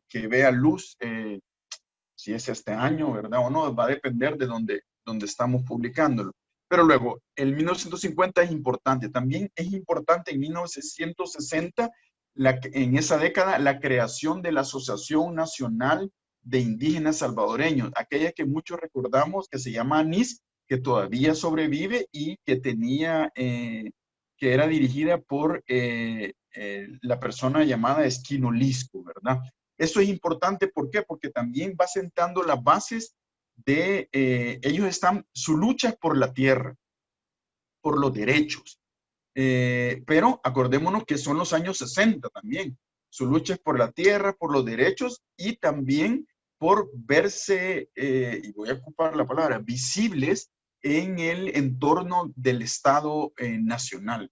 Y luego ahí viene todos los años 70 y los 80, donde también hay luchas, hay la masacre conocida como la masacre de las Sojas, que se da en Sonsonate, en el lugar llamado Las Sojas, en donde hay el ejército salvadoreño, pues está documentado de esa masacre de indígenas campesinos en la década de los 80, ¿verdad? Que también, no crean, o sea, los indígenas también llevaron gran parte de los muertos en la guerra, tanto de un bando como de otros, como siempre, ¿verdad? La carne de cañón es siempre, muchas veces la población rural o la población, en este caso, que tiene menos acceso a muchas otras cosas. Siguiente, por favor. Es importante que durante el resto del siglo XX el mestizaje se vería reforzado desde todas las instancias del Estado. La educación, la oficina de estadísticas, cultura, entiéndase el museo, por ejemplo, o los museos, ¿verdad? Pues la historia oficial negó la impronta tanto africana en los libros de texto y en el discurso oficial, como la parte indígena. La parte indígena solo se tocaba como los indígenas del pasado. Ah, sí, los indígenas del pasado sí son importantes, los que construyeron Tazumal, San Andrés, Joya de Serén, los que hicieron estas grandes esculturas. Pero ¿qué sucede con los indígenas del presente? Eso es parte de la invisibilización que se dio durante el siglo XX a todas estas comunidades indígenas. Siguiente, por favor. Lo mismo hay en este caso, por ejemplo, vemos una imagen de Celil Ardé, que creo, sí, Celil Ardé, perdón, que está pintando el Día de la Cruz en Panchimalco, ¿verdad? Esto ya es en los años, si no recuerdo, en el 66, y es parte de esa mirada de los intelectuales de este indígena que está en su pueblo, que hace estas flores, que hace lo otro, que pervive en la comunidad, pero lo que sucede es que se lleva, por ejemplo, en el caso de Panchimalco, a ser como el gran centro indígena y descuidando los otros, ¿verdad? Descuidando, obviamente, el resto del Salvador, ¿verdad? Entonces, de repente, lo indígena solo se refiere a Panchimalco, ¿verdad? Y eso es una de las cosas que tenemos que ver, que lo indígena no solo se refiere a Izalco, a Panchimalco o los lugares más conocidos, también hay población indígena en los espacios rurales del Salvador, en donde probablemente no visten, no calzan, no hablan como tal, pero sí su cosmovisión es totalmente indígena. La forma, la manera de ver la vida, su ciclo agrícola es indígena. Siguiente, por favor. Entonces, en ese sentido, vamos llegando al siglo XIX, al siglo XXI, como lo estoy mirando al revés, ¿verdad? Los pueblos originarios en el siglo XXI, pues están ahí, ¿verdad? Los pueblos indígenas siguen con sus tradiciones arraigadas muchas veces a la iglesia, ¿verdad? muchas veces arraigadas a la cofradía, a la iglesia, a las celebraciones, pero ojo, también arraigadas a su forma de vida, a su forma de vida que es la tierra. Y la tierra es este ciclo de agricultura en el cual es que tiene que ver con la limpia, con la siembra, la lluvia, la cosecha, el tapizcar y todo lo que tiene que ver con el ciclo de la milpa, ¿verdad? Del maíz, del frijol y de otros productos. Y también tiene que ver, obviamente, con el conocimiento de cuándo sembrar, cuándo sí, cuándo no, ¿verdad? Cosa que hacen, ojo, las mujeres y los hombres, ¿verdad? Entonces yo creo que eso es parte importante de la cosmovisión. El perfil de los pueblos indígenas de El Salvador habla prácticamente de eso. ¿Qué es ser indígena en El Salvador? Es tener este conocimiento, ser parte de una comunidad rural o una comunidad urbana, pero quizás un poco aislada. Lo que hace falta en este momento es que la comunidad indígena llegue a posicionarse dentro ¿cómo se llama? Del Estado salvadoreño, o sea, a tomar puestos, digamos, importantes, ¿verdad? No solo en el Estado, en lo político, sino que también en lo que llaman algunos en la inteligencia indígena, ¿verdad? Que es, queremos ver profesionales indígenas, o sea, obviamente doctores de las ciencias naturales, de las ciencias sociales, y eso va a ir apostando mucho más y va a ser importante en el sentido también de no dejar de ser indígena al momento de estar ahí, sino que también mantener su tradición, mantener su cosmovisión y demás, ¿verdad? Si está la lengua, pues mucho que mejor. Vamos a ir con la siguiente. En ese caso, los pueblos originarios, las disputas y el reconocimiento del Estado salvadoreño en pleno siglo XXI es importantísimo. El artículo 63 de la Constitución de la República de El Salvador es sumamente importante porque es la base de las, digamos, de las luchas que pueden venir a partir del artículo 63 en adelante, porque ya están en la Constitución. Luego, la política pública de pueblos indígenas también es importante, las políticas de los pueblos indígenas. Es importante también las políticas municipales que algunas alcaldías tienen, como Izalco, como Panchimalco, como Cuixnáhuac. Hay, si no mal recuerdo, son 7 u 8 municipalidades que tienen estas políticas de pueblos indígenas que son muy importantes, porque si no están en el marco legal, no hay manera de defender. Yo sé que una gran lucha de los pueblos indígenas es que se apruebe o que se ratifique el 169 de la OIT, y bueno, hay que seguir en eso, ¿verdad? Lo que pasa es que eso genera conflictos porque tiene que ver con las tierras, con el agua, con el reconocimiento más allá de solo decir, sí, existen, ¿verdad? Sino que tiene que ver con otro tipo de cosas. La siguiente, por favor, ya para ir terminando, porque necesitamos también el espacio de preguntas y respuestas. Acá tenemos, por ejemplo, algo importante en lo que he denominado, bueno, la resistencia a través de las prácticas culturales. Esto fue de hace unos 2, 3 años, la cofradía de María Asunción de Izalco, en la cual ellos lo siguen haciendo. Incluso yo les decía al inicio de esta plática, en pandemia lo están haciendo.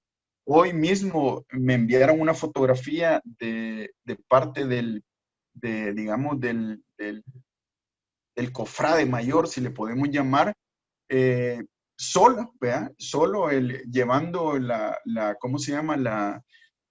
Llevando estas prácticas culturales, obviamente sin público, porque ahorita no se puede en COVID, con su mascarilla y todo, pero son prácticas que son resistencia, ¿verdad?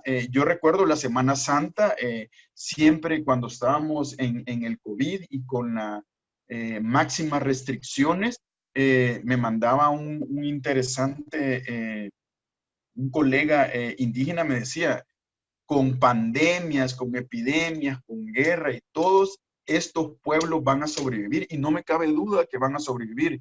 Y de esto se trata también este tipo de, de conversatorios, de seminarios, ¿verdad? De conocer qué es lo que hay, de dialogar con ustedes, que ya se tendrán una serie de preguntas para ir conociendo y ver cómo apoyamos, si es que también, o sea, a solicitud de ellos, ¿verdad? Porque uno no puede llegar ahí por la vida y decir, mire, que vengo a apoyar, o sea, también tiene que ver con la necesidad, con el respeto de la población indígena y demás. La siguiente, por favor.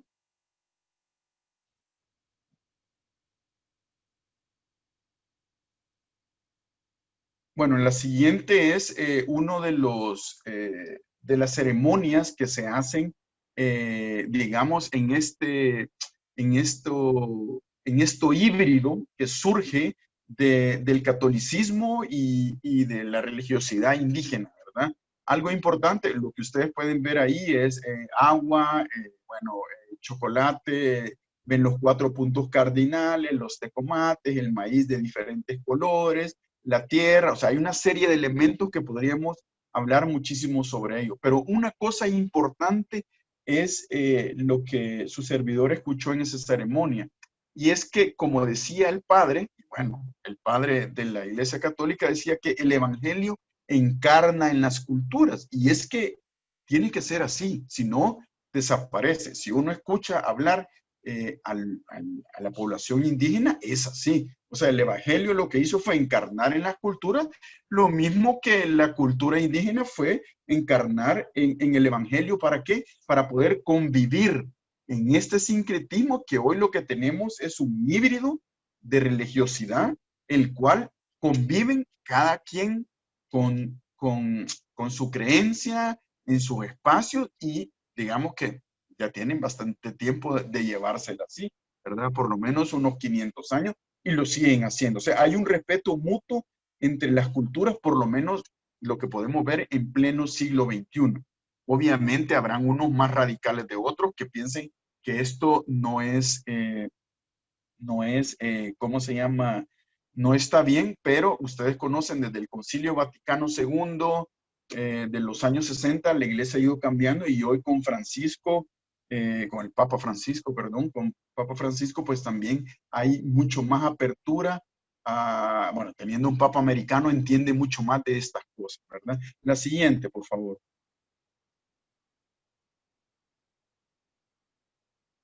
La siguiente lámina. La siguiente lámina es una imagen que me encanta, es una imagen que he tomado prestada de la antropóloga Ninel Pleites, y esto lo hizo ella en un estudio de campo en Panchimalco, y me encanta porque es actual, ¿verdad? Es una casa de campesino en el área rural de El Salvador, en el caso de Panchimalco, y se lo digo, como arqueólogo, esa casa es la casa que vieron los españoles cuando llegaron. Ese es el tipo de casa, ¿verdad? Obviamente, le quitamos el plástico que tiene arriba, ¿verdad? No hay que ser tan esencialista, pero ese es el tipo de casa con cimientos de piedra, con piso de barro apelmazado, con varas y con como le diríamos, con varas de Castilla, ¿verdad? Y con el lodo, si ustedes pueden ver Joya de Serén, hay unas casas así, y con el famoso zacate que puede ser jaraguá o de otro. Entonces es muy importante. ¿Por qué? Porque este conocimiento de la arquitectura indígena que se tenía en lo que los arqueólogos llamamos posclásico tardío, todavía lo vemos presente en algunos sectores del Salvador, ¿verdad? En este caso. Yo creo que la siguiente imagen es la última que le había pasado a Cristina. Sin embargo, en mi presentación yo quiero hablar que también, bueno, tengo otras imágenes que son importantes, por ejemplo, del telar de cintura, ¿verdad? El enseñar el telar de cintura a las nuevas generaciones, que es la forma, la manera de cómo se hacían las telas en la época prehispánica y que todavía sobrevive hasta nuestro tiempo, es algo fantástico. Ustedes saben que taller de telar de cintura, por ejemplo, se ve en Pachimalco. Y otra cosa importante es la elaboración de la cerámica, ¿verdad? La elaboración de la cerámica en el presente, en muchísimos lugares, tiene esa impronta desde los pueblos indígenas. Obviamente algunos habrán cambiado los hornos, ya serán hornos cerrados, no hornos abiertos, aunque unos todavía tienen hornos abiertos, y la manufactura de esta cerámica, por ejemplo, en el caso de Guatajiagua, es tal y como la vienen celebrando, porque es una celebración ver esa actividad desde la época de sus ancestros. Entonces yo creo que todavía hay una gran cantidad de elementos importantes que podemos ver en los indígenas que habitan el actual El Salvador. Ojo, no solo en el oriente, centro y occidente, sino que en todo El Salvador, ¿verdad? La lámina que traía a cuenta ahí es sobre ello. Y había una cuestión importante que quería ya casi para finalizar, que es, en fin, la historia, la memoria, la lengua, las tradiciones, los conocimientos, las prácticas rituales, la espiritualidad, la religiosidad, la medicina tradicional, la gastronomía, la oralidad, todos estos elementos que conforman la cultura de las identidades indígenas en El Salvador. Ojo, también cuando hablo de la medicina tradicional, también está la parte de las parteras, ¿verdad? Siguen vigentes y son parte medular de cada una de las personas indígenas y de sus comunidades, ya sean estas campesinas, ¿verdad?, que se encuentren en el territorio nacional o sean parte de la diáspora salvadoreña dispersa por el mundo. Como todos los salvadoreños, casi tenemos, ¿cómo se llama? Familiares, ¿cómo se llama? En el exterior. La semana pasada hablaba con uno de mis hermanos que viven en Estados Unidos y vive en San Francisco, y él me contaba, por ejemplo, de unas prácticas que él veía en la casa de un amigo de él, salvadoreño, que está casada con una persona que es de Izalco, ¿verdad? Entonces él me decía, mira, yo veía unas prácticas ahí que de repente lo curaban con hoja de esto, de lo otro, que no sabía de dónde lo sacaban, pero como les digo, por eso la diáspora es importante, porque el conocimiento, toda esta, digamos, toda esta tradición, las prácticas, la espiritualidad, no solo se queda en el territorio salvadoreño, sino que también se va con esos 3 millones de salvadoreños y con eso, de esos 3 millones, con los que tienen todavía esas prácticas. Yo quiero cerrar con esta lámina que cito acá al cofrade de Asunción Izalco, que dice que cada vez que se muere un indígena, sea hombre o mujer, se le van grandes conocimientos a la tierra. Así que con esa bonita, bueno, es la imagen que tienen ahí de María Asunción de Izalco, y con su estandarte, el estandarte que tiene don Alonso en este caso, es como el gran símbolo, el gran cetro, ¿verdad?, que ellos resguardan de sus ancestros. Y como él me lo expresaba, cada vez que se muere un indígena, sea hombre o mujer, se le van grandes conocimientos a la tierra. Y yo estoy totalmente de acuerdo con ello. Así que les agradezco mucho. Es tiempo de preguntas. Yo sé que lastimosamente tuvimos ahí un percance con el internet de su servidor. Nunca había pasado, pero esta vez pasó. Y bueno, estoy aquí para ustedes. Muchas gracias. Muchas gracias, Heriberto, por esta presentación. Hay varias preguntas, como mencionabas. Vamos a tener que acortar un poquito el tiempo de preguntas porque después tenemos otra actividad en el Centro Cultural de España y también necesitan ocupar las plataformas, pero si no les importa vamos a dar entonces hasta las 6:15 en esta ocasión para responder alguna de las preguntas que han surgido durante la participación.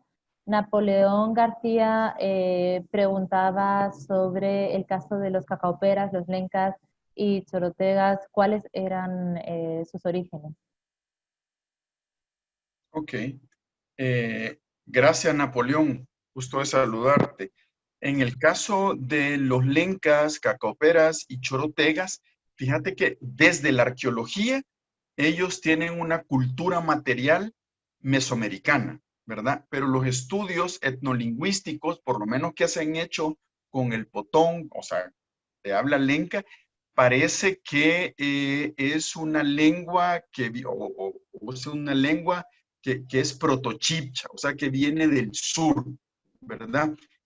Lo importante de eso es que estamos hablando que si lo ponemos en términos geográficos, de Istmo a Istmo, ¿verdad? De Tehuantepec, por ejemplo, al Istmo de Panamá, el río Lempa forma una frontera natural importante. Como sabes, es el río más caudaloso que desemboca en el Pacífico centroamericano. Entonces, hay que jugar con tiempo y espacio. O sea, la cultura material, o sea, los restos materiales de, por lo menos conocidos de los Lencas, sí están asociados mucho eso a la cultura material mesoamericana, pero también hay vínculos con el sur, ¿verdad? Bueno, de hecho, la cerámica que conocemos en Mesoamérica viene del sur, ¿verdad? La metalurgia también viene del sur, tampoco es que Mesoamérica se inventó todo, así que más o menos eso es lo que sabemos y lo que te podría contestar. Gracias. Gracias, Heriberto. Hay varias preguntas sobre los datos del censo que compartías de 1807. Luis Figueroa hacía una pregunta muy concreta y era si la población de San Salvador incluía también el actual Suchitoto. Sí, incluía el actual Suchitoto, ¿verdad? Ese San Salvador. Lo que pasa que, fíjense que cuando uno pone, por ejemplo, bueno, la población de ese San Salvador, Suchitoto estaba en, creo que estaba adscrito a, si no me equivoco, yo no sé si no, a Sensuntepeque no, probablemente estaba adscrito a todavía San Salvador en ese momento, ¿verdad? Entonces sí es posible encontrar Suchitoto. Lo que pasa es que de cada uno de estos hay una descripción de todos los pueblos y haciendas que hay, ¿verdad? Les invito a conocer el censo de 1807, que sí aparece Suchitoto, ¿verdad? Lástima, no me puedo levantar a traerlo, pero creo que por aquí, si tienes suerte, por aquí lo tenía a la mano como para poder ver. Tal vez en lo que hacemos la otra pregunta, Sí, yo veo eso, pero Oscar bueno, Melgar, hablando también no, de cuando las censos, cosas se preguntaba, buscan, siempre se encuentran. Oscar también Sí, preguntaba si existe un censo actual que permite identificar cuánta población indígena hay en El Salvador y cuáles son sus características. Y la otra pregunta también es, ¿qué aspectos podemos considerar para definir a una persona como indígena? ok.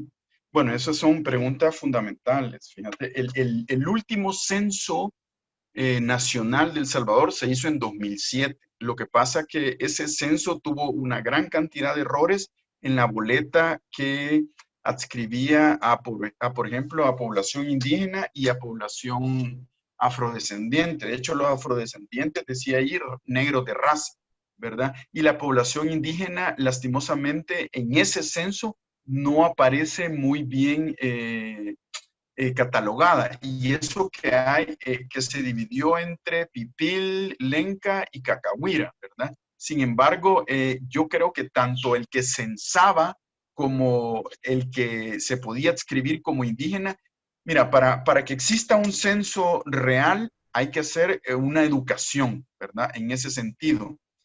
Y yo lo que veo es que el censo de 2007 no representa en sí a la población indígena, casi es parecida a la población afrodescendiente, o sea que no representa. Desde las organizaciones indígenas, tanto las que están, digamos, a nivel de organización con vínculos mundiales y esto y lo otro, se menciona que por lo menos entre un 13 y un 15% de la población salvadoreña es indígena o de ascendencia indígena. Yo eso sí lo podría como decir, como creer en ese sentido, ¿verdad?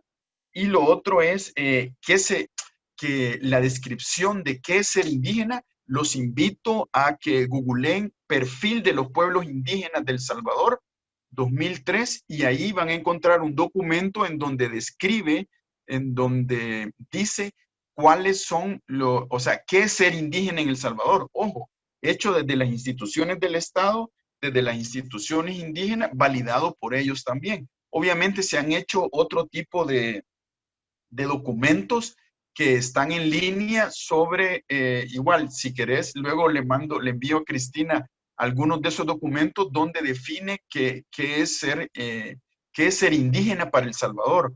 Porque, ojo, no solamente es el que viste, el que calza, el que habla, sino que también tiene que ver con la cosmovisión y al final la identidad te la dan los otros y te la da vos, ¿verdad? Si hay gente que no quiere ser indígena y con mucho respeto, no vas a llegar vos y le vas a decir y señalarlo con el dedo, usted es indígena. O sea, hay que ser de la construcción que hicieron durante el siglo XX, una desconstrucción en este siglo XXI para que podamos saber cuántos indígenas son en El Salvador realmente, ¿verdad? Gracias, Heriberto. Acabo de compartir en el chat el documento de 2003 que mencionabas para que puedan acceder Ok, a él. gracias. Werner Hernández mencionaba las prácticas que se aprecian en distintas ceremonias actuales para conmemoraciones indígenas no se aprecian en la realidad cotidiana de las comunidades. ¿Hasta dónde deben llegar las identificaciones indígenas con elementos externos a El Salvador? No sé. Ok, bueno, Werner, es una pregunta interesantísima porque las tradiciones, las prácticas, los conocimientos y todo eso se va transformando, igual que la cultura, igual que el patrimonio, o sea, se va transformando, no podemos detener. Yo sé que hay dentro de algunas comunidades indígenas algunas nuevas prácticas que vienen con todo esto del neoindigenismo, ¿verdad? Yo no sé si es que se refiere a eso, pero sí hay prácticas nuevas que vienen de otros lugares, así como cuando hablamos, por ejemplo, lo mayapipil. Hay gente que dice, bueno, yo soy mayapipil, ¿verdad? Mayapipil solo serías si estuvieses en el año, más o menos en el año 1000 y en el año 1100, si fueras habitante de Cihuatán, ¿verdad? En donde la gran cultura era náhuatl, ¿verdad?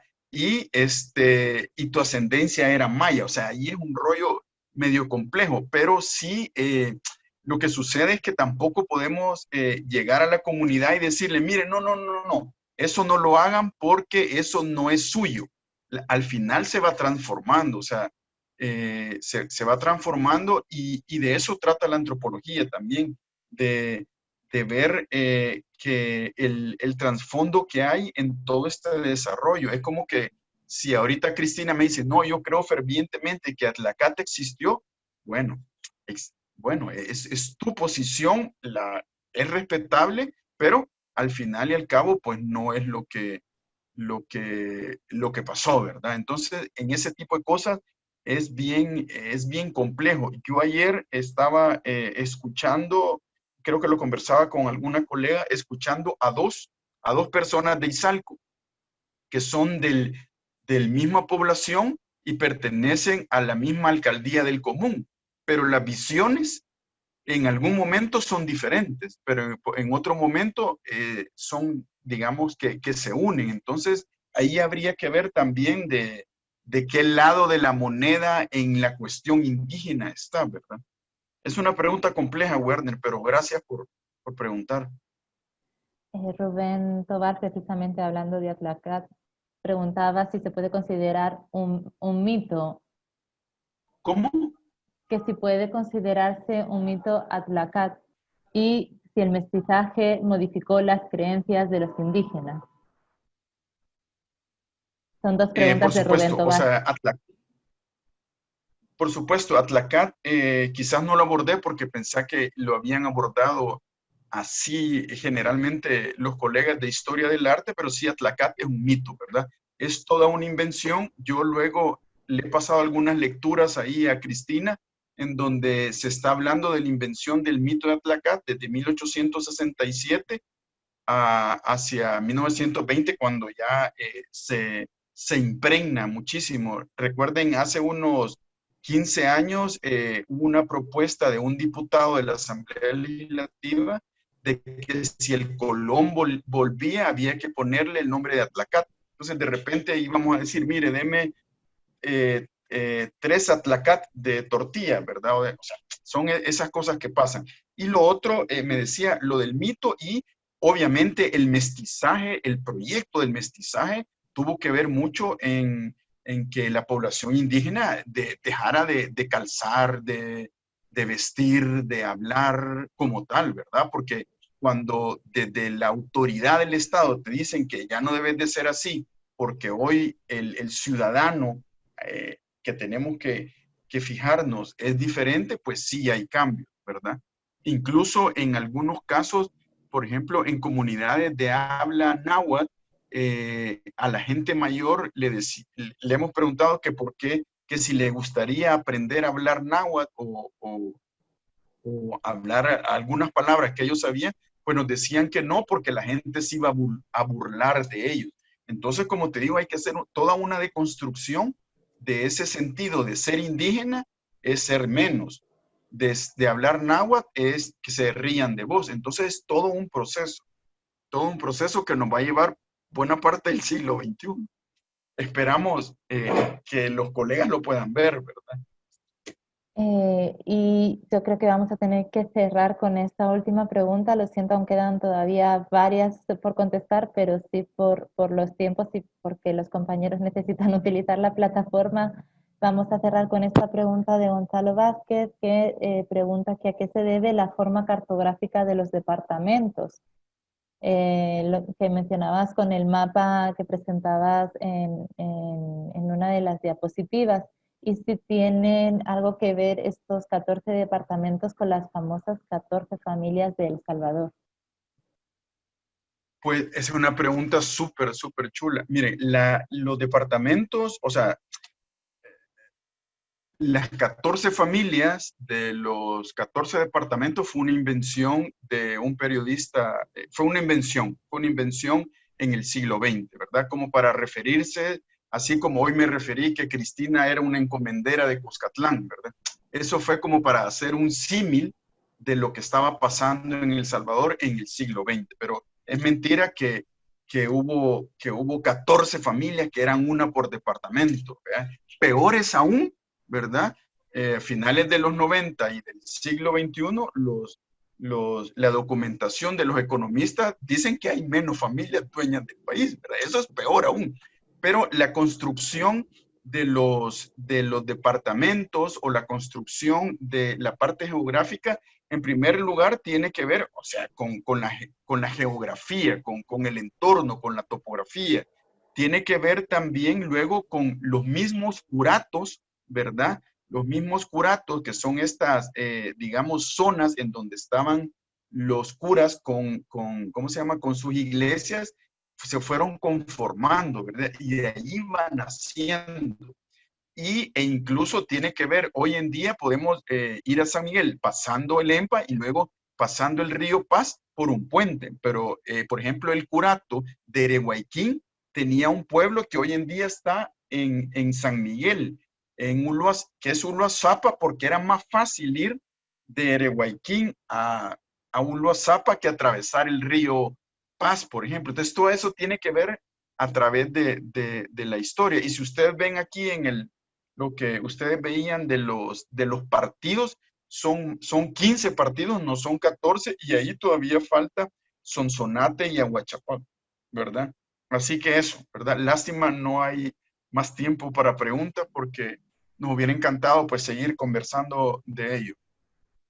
Muchas ¿Verdad? gracias, Heriberto. Y sí, lamentamos no poder dar respuesta a todas las preguntas, pero les recordamos que la próxima sesión la va a impartir Marielba Herrera, que también ha trabajado mucho en conjunto con Heriberto y va a abordar el tema de la afroindigenismo, una temática también muy interesante y un planteamiento también nuevo que nos hace Marielba de no separar como estamos acostumbrados a segmentar y como decía Heriberto, a pensar la historia de manera tan lineal y tan metida en cajas de esto es indígena, esto es afro, esto es de origen español, sino que hay cosas mucho más complejas, hay muchas combinaciones y yo creo que va a ser una sesión súper interesante la que vamos a tener con Marielba.